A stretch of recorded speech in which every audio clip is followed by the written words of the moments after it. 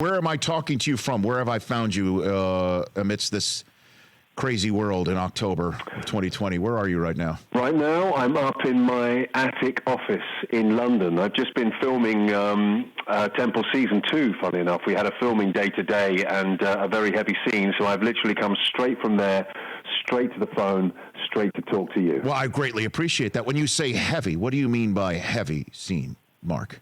What do you mean by that?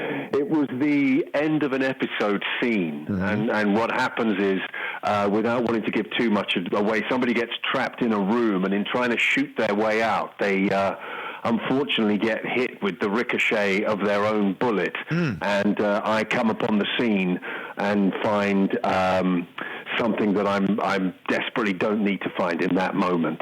So heavy in the sense that it's a really portentous moment right at the end of an episode. Okay, so what would you say, where does Temple rank for you in terms of heavy? You've been in a lot of heavy stuff. I mean, I just mentioned against Syriana, 1917, Zero Dark 30, for instance. Even, some of the Sherlock Holmes stuff, you play pretty nasty individual. Where does Temple rank for you, Mark Strong?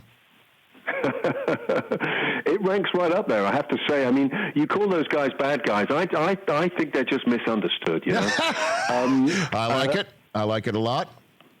That's great. Yeah, I think, what's interesting about characters like that is how conflicted they are. I think, first of all, we get a kind of visceral pleasure, don't we, from kind of indulging maybe our bad side. And sometimes we get to play it out through characters that we see on the screen and on the stage. So I kind of enjoy doing that. I also feel like it's quite far removed from me. Obviously I don't go around in my daily life being a bad guy. I think I'm a relatively nice guy, to be honest. But it's kind of cathartic to be able to play those roles on screen. But the thing about them all is, even if they're kind of not liked, if I can make them at least understood, then I feel like I'm shining a light on a type of character which is the sort of person I'm most interested in, which is a combination of good and bad, very conflicted. So then who's the most misunderstood character you've ever played, Mark Strong?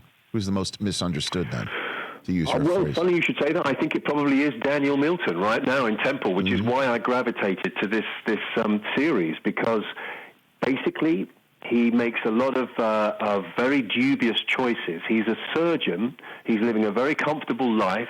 He's a very happy family man, but his wife falls sick.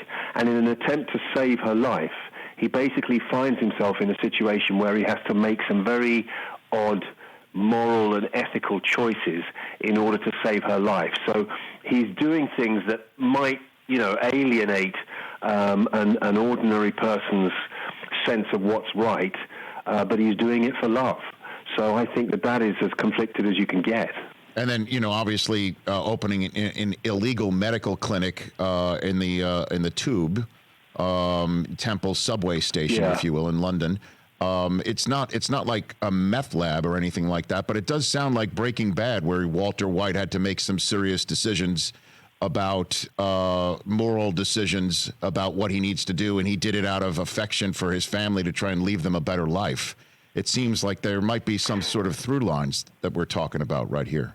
Mark, would you agree? There is certainly a similarity in that sense, but I think what happens to Walter White is he actually begins to enjoy his journey over to the dark side. I think the principal difference here with Daniel Milton is that he is dragged kicking and screaming down a path he doesn't want to go down, but because he has to make choices at every turn, in the moment he does the thing that he thinks is for the best, but actually ends up kind of taking a few twists and turns down a path which leads him to a side that he's not happy indulging, if you like. So I think he's not he doesn't enjoy Breaking Bad.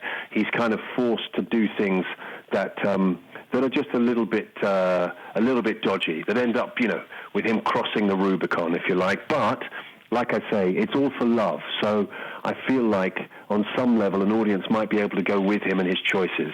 Hey, you watched all the way to the end. Thanks for that. Watch more right here.